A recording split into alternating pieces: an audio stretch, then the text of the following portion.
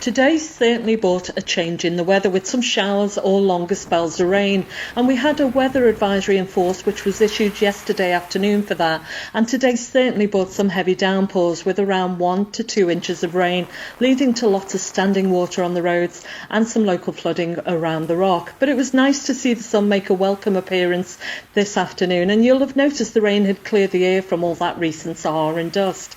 Now today's weather in general was all down to low pressure which moved into the Gulf of Cadiz today, and unfortunately it does stay in place for the weekend.